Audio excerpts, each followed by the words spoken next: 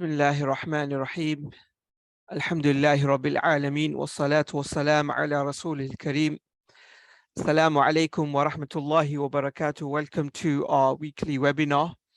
And for those who have been here before, will know that we've been looking at different aspects of demonstrating the existence of God.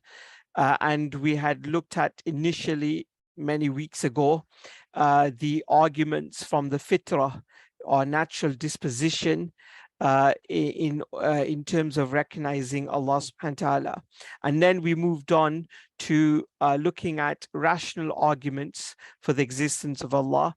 And previously, for those who again can remember, we were looking at the cosmological argument for the existence of Allah subhanahu wa ta'ala.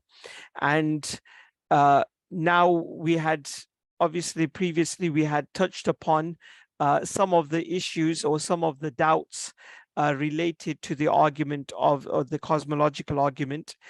We looked at issues, common questions that are asked when it comes to, for example, who created Allah, or the argument that the universe has no cause, and whether that can be used as a justifiable argument.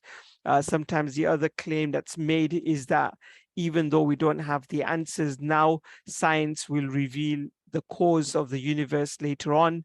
Also what's known as God of the gaps, and also why the explanation or the conclusion that Allah is a sufficient explanation for the origins of the universe. Now we're moving to another set of series of arguments under one general umbrella, what's known as the teleological argument. Now, this will quickly kind of give you a summary of what we are talking about. I don't know how many of you are familiar with the famous story Goldilocks and the Three Bears. And so therefore, because of maybe a lack of familiarity, I won't give that particular analogy. But the basic idea with the teleological argument is that the universe in which we live has been made in a masterful manner. It has been fine-tuned to such a great degree that had it been any other way, it would not have been able to support life. Right? This, in a very quick nutshell, gives you the essence of the fine-tuning argument, which is basically that the universe has been made in such a masterful way that had it been even by a small degree any other way, it would not have been able to allow for life to life to be within the universe. And many of the Muslim scholars who talked about the teleological argument also presented their different perspectives as well. So here in front of you, you have one explanation by Imam al-Razi in his famous tafsir, where he mentions that the fitrah, take shahada, testifies that the appearance of a house inscribed with unusual inscriptions and built in a finely balanced manner with wisdom and benefit cannot be possible without a knowledgeable scribe and a prudent builder. In other words, he's trying to say, let's say you came across a house with beautiful inscriptions at the front of the house, and also the structure of the house.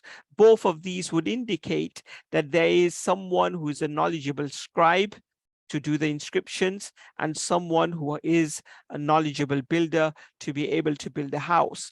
And it is known that the signs of wisdom in the upper and the lower worlds are far more than the manifestations of wisdom in this small house. In other words, when we look at the signs of Allah subhanahu wa ta'ala in the heavens and the earth throughout the universe, then those signs are far greater and contain far greater wisdom than this particular analogy of a small house. And given that the original fitrah is a testament to the inscription needing a scribe and the builder needing a builder, this testament would be all the more so in the case of this entire world needing a maker that act with choice and wisdom.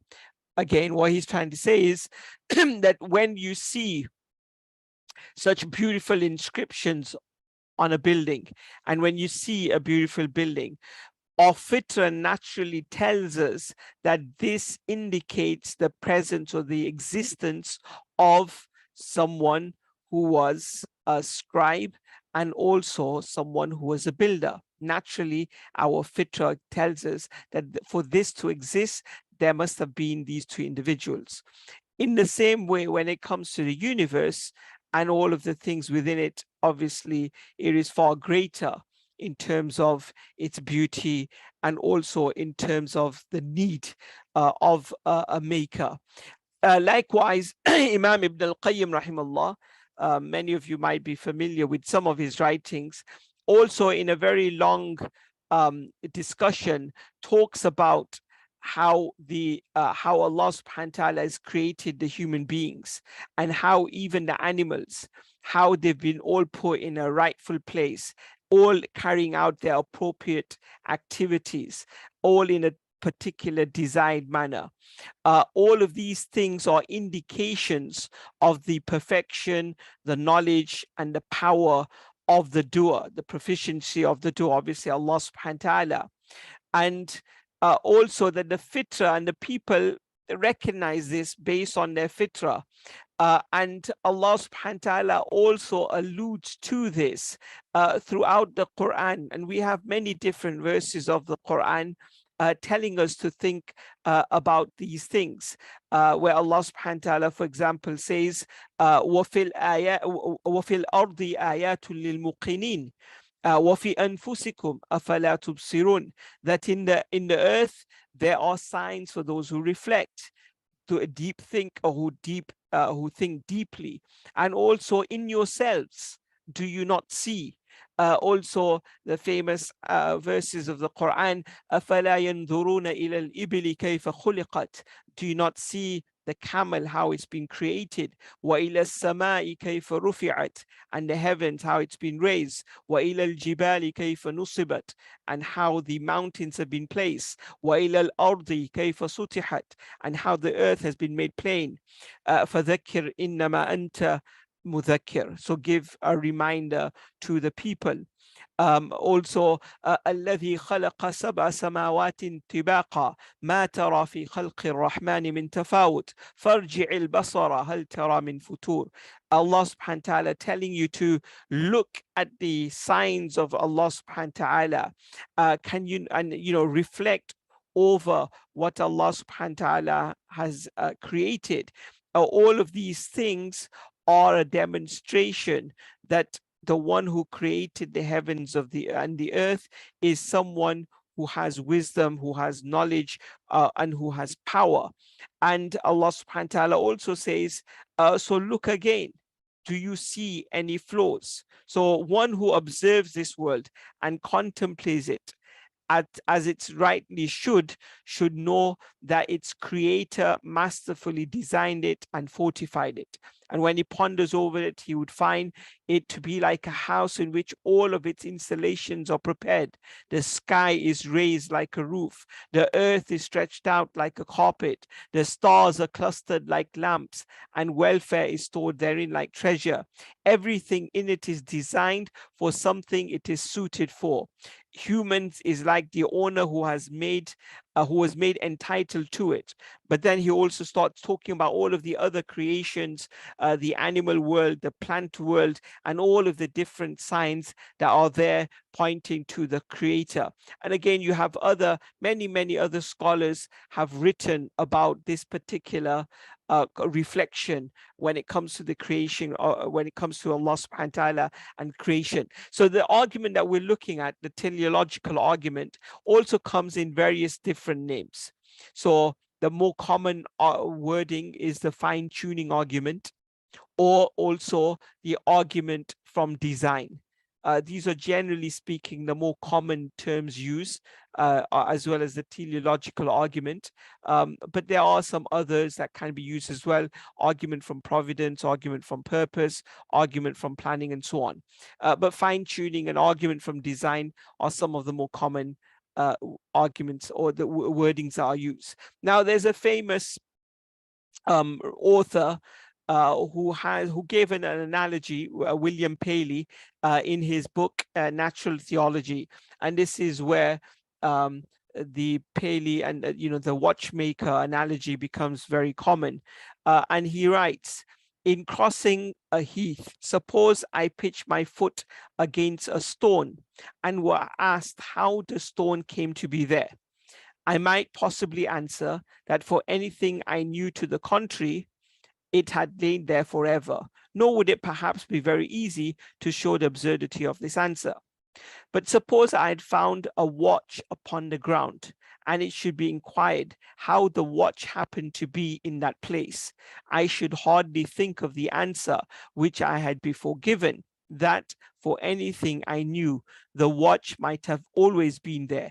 Yet why should not this answer serve for the watch as well as for the stone?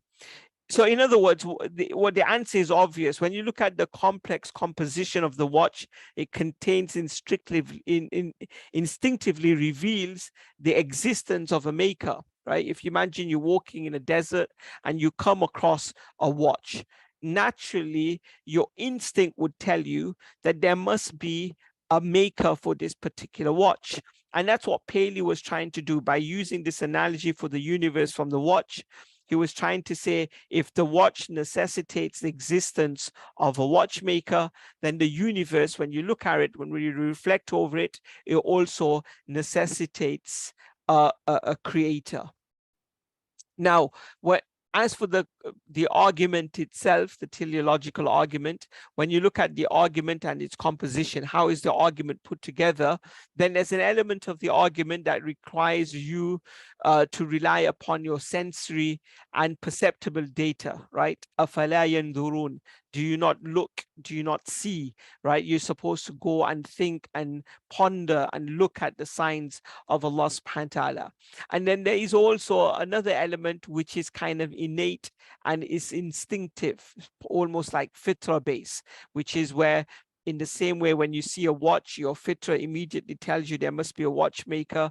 Likewise, when you see the universe with all its creation, you also naturally recognize that there must be a creator.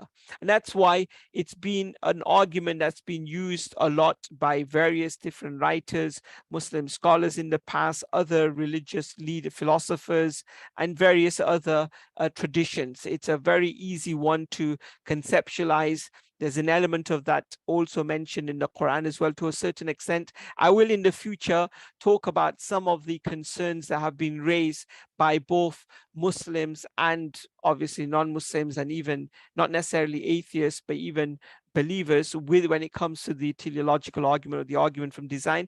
But today, let's just at least understand the basics of the argument. So again, I don't know if anyone's been to America or anyone who's maybe even living in America. So you have on your screen, it'll be on your left hand side, you'll see the Grand Canyon. And again, anyone who's been to the Grand Canyon, and of course we have many such places around the world, it demonstrates immense beauty with the mountains and the water and so on. And then on the right hand side, on your right, you have what's known as a Mount Rushmore in South Dakota, which is where you have obviously the sculpture of 4 of the American presidents, which are carved on the surface of the mountain.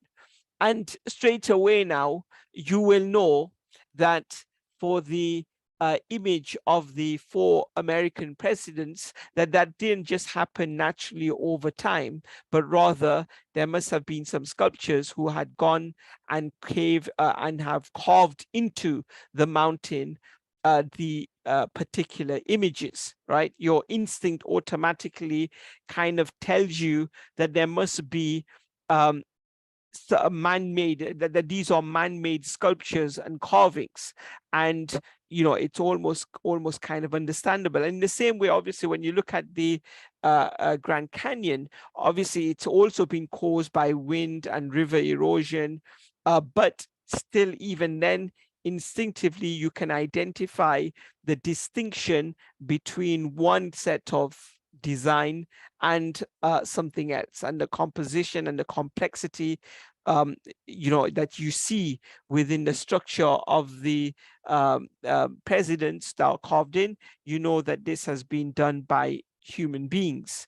So this explains why this argument is so widespread, and its usage has been used by many to demonstrate the existence of God, because like our previous argument, the cosmological argument, this is also one of the most used arguments, especially in religious and philosophical circles. The teleological argument, or the argument of design, is used by quite a few different people. And even though when it comes to the argument from creation, the cosmological argument, it's there to prove that there must be a creator for the creation. This particular argument, the finely tuned nature of the creation, suggests further now that this creator must be someone who is wise, and he's omniscient, all-powerful, all-knowing, and so on. So whilst the first argument is focusing on the moment of creation, right, the creation of the universe, this particular argument is primarily after the creation of the universe, right, reflecting over the creation, the creator, looking at the attributes of the creator, his power, his will, his knowledge, his wisdom, and other things. Now, as I've mentioned, and I've already quoted some of the passages in the Quran, and there are many, many passages, so it's not really something, it's an exercise that we need to spend too much time over. But throughout the Quran, you will see that Allah subhanahu wa ta'ala requires us to reflect over his creation, and that his creation are also an indication of Allah subhanahu wa ta'ala. So in one ayah, Allah subhanahu wa ta'ala says, Allah alladhi rafa'a as-samawati bighayri amadin tarawnaha thumma istawa 'ala al-'arsh wa sakhkhara ash-shamsa wal-qamar kullun yajri li ajali musamma yudabbiru al-amra yufassilu al-ayati la'allakum bi liqa'i rabbikum tuqinun. That it is Allah who raised the heavens without pillars, as you can see, then established himself on the throne. He has subjected the sun and the moon, each orbiting for an appointed term. He conducts the whole affairs. He makes the signs clear so that you may be certain of the meeting of your Lord. So you can see that the creation of the heavens and the earth and the subjecting of the sun and the moon to particular motions, these are all from the signs of Allah subhanahu wa ta'ala. Likewise, the famous ayah many of you will be familiar with, inna fi khalqi samawati wal ard wa ikhtilafi al-layli wan nahar la ayatin li ulil albab الذين يذكرون الله قياما وقعودا وعلى جنوبهم ويتفكرون في خلق السماوات والأرض ربنا ما خلقت هذا باطلا سبحانك فقنا عذاب النار. Indeed, in the creation of the heavens and the earth and the alternation of the night, the day and the night, there are signs for people of reason, people of understanding. They are those who remember Allah while standing, sitting, and lying on their sides, and reflect on the creation of the heavens and the earth, and they pray, "Oh Lord, our Lord, you have not created all of this without purpose. Glory be to you. Protect us from the torment of the fire. Our Lord, indeed, those who commit to the fire will be completely disgraced, and the wrongdoers will have no helpers." So we have many similar types of verses of the Quran, all of these verses requiring us to reflect, contemplate over the creation of Allah subhanahu wa ta'ala, as Allah subhanahu wa ta'ala says elsewhere, that there are countless signs on earth for those with sure faith. So when we look at the creation of Allah subhanahu wa ta'ala, all of these are also further indications. Now, when you look at this argument and how it's been received by believers and non-Muslims and so on, clearly this is a very important argument that's been used by believers, by theists, to prove the existence of God. And even interestingly, certain atheists or former atheists have been also convinced by the argument. Now, I don't know how old many of you are, but especially when I was young in my 20s, Antony Flew was considered the #1 kind of most prominent atheist.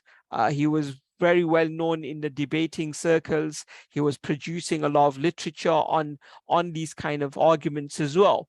And yet, later on, he ended affirming the existence of a wise, omniscient creator. And in his book, and I recommend for someone who wants to read it, his book is called There Is a God. And in it, he stated that this particular argument, interestingly, more so than even the cosmological and other arguments, that this particular argument had a big impact on him personally, and that this particular argument was what led him to abandon atheism. So again, I what we're doing is just mentioning some of the points. Later on, we will be dealing with some of the criticisms regarding this particular argument, and we'll see how we can respond to that as well. But it's still very interesting to know that someone who was an atheist, a prominent atheist and a philosopher as well, that's how he found this particular argument very much impactful, and that led to him changing his stance. He continues to write that although I was once sharply critical of the argument to design, I have since come to see that when correctly formulated, this argument constitutes a persuasive case for the existence of God. Developments in 2 areas in particular have led me to this conclusion. The first is the question of the origins of the laws of nature and the related insights of eminent modern scientists. And the second is the question of the origin of life and reproduction. So here is someone who's a famous atheist, a former atheist, admitting the impact of the argument from design, or the teleological argument. So what's the structure of the argument? How do you present the argument? Because what we normally do is, as we've done before, is that we present the structure of the argument, we present the propositions, and then we see, okay, to what extent can these particular propositions be defended? And then also, is there any particular criticism of these particular propositions? So the teleological argument is based on the following propositions. Firstly, the universe we see and live in is masterfully made and consummate. The sign of care and providence therein are apparent or clear. The second proposition, this consummate mastery suggests that there is a wise, omniscient doer who created it in this manner. And then the conclusion is that Allah is the wise, omniscient creator who created the universe.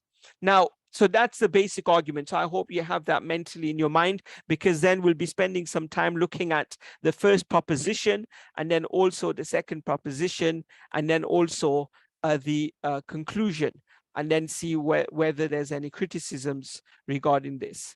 So again, obviously, the structure of the argument can be presented slightly differently as well. It can be done through a process of elimination. So if you were to list all of the possibilities first, then remove the implausible ones, then obviously, ultimately, you come to the right answer. So the statement here is that the universe is masterfully made and consummate, right? So the possibilities for this being the case are 3. They either happened out of causal determinism, it was just like that, or that it was caused in a certain way, but it was also determined. The second is that it appeared completely out of coincidence. And then thirdly, that it was done because of a wise and willing creator. So if we can in some way eliminate the point 1 and 2, that it appeared out of causal determinism or that it appeared out of coincidence, then you have a strong case for the conclusion, the last one, that it was done through the wise and willing creator. So I'm also mindful of time. So I'm just wondering whether we should. Okay, I'm just going to touch on just the first proposition, and then I'm going to end it because I want to stick within our half-an-hour time so that we don't overstretch. So the first one, the first proposition is that the universe is masterfully and consummately made. Everything's been designed in a perfect way, or in a specific way. So when a person thinks about the mastery that exists in the universe and looks at its wonderful manifestations and imagery, he would see that this argument can be found abundantly across the world that we live in, and that the universe is laden with amazing scenes of beauty, grandeur, mastery. And so it is suffice to say that had this beauty and mastery not been in such abundance, we would have been in a totally different universe, and our world would have become a very hard place to live. And that the abundance of evidence for this masterful construction of the universe has had a huge influence on the teleological argument and its and the spread of the argument, and why it's convincing for some people, why it's easily convinced, because it's something that they observe. So when you look at Muslim scholars, again, they've written in great detail on these things, obviously all of this to demonstrate the greatness of Allah subhanahu wa ta'ala, and also further reflection on the attributes, the perfect attributes of Allah. So Ibn al-Qayyim rahimahullah was well known. I would strongly recommend his books. I think Shifa al-Alil has even been translated. It's not a brilliant translation, but it's been translated. And Miftah Dar al-Sa'ada has partially been translated. And in it, he talks about the wisdom of Allah subhanahu wa ta'ala in many aspects of the creation, demonstrating the knowledge of Allah subhanahu wa ta'ala, demonstrating the preciseness and the beauty in the creation of Allah subhanahu wa ta'ala. Imam al-Ghazali also has a small work titled Hikmah fi Makhluqatillah, and there he also does a very similar thing. But interestingly, for our time, what we will be actually focusing more on is, because especially in our current times that we're living in, especially with the advancement of scientific knowledge, this has further demonstrated the greatness and grandeur and the mastery of the creation. And I'm sure many of you will recall within the last month we were getting new images, right, from the universe, right, because of the latest satellite that was sent. And you can see further greater detail and immense beauty in the universe. And this further, these kind of studies and these scientific studies have further presented highly sophisticated tools of knowledge for us to greater appreciate the construct of the universe. So what we'll be looking at in the first part is by looking at a lot of the contemporary scientific concepts which all indicate and support our first proposition, which is that the universe is masterfully and consummately made. Obviously, after that, we'll be looking at some potential criticisms, and then we'll go on to proposition 2, and then we'll look at the evidences for that, and then also we'll look at some potential contentions to that, and then we'll look at the conclusion and also some contentions to that as well. So inshallah, with that, I will stop here for today.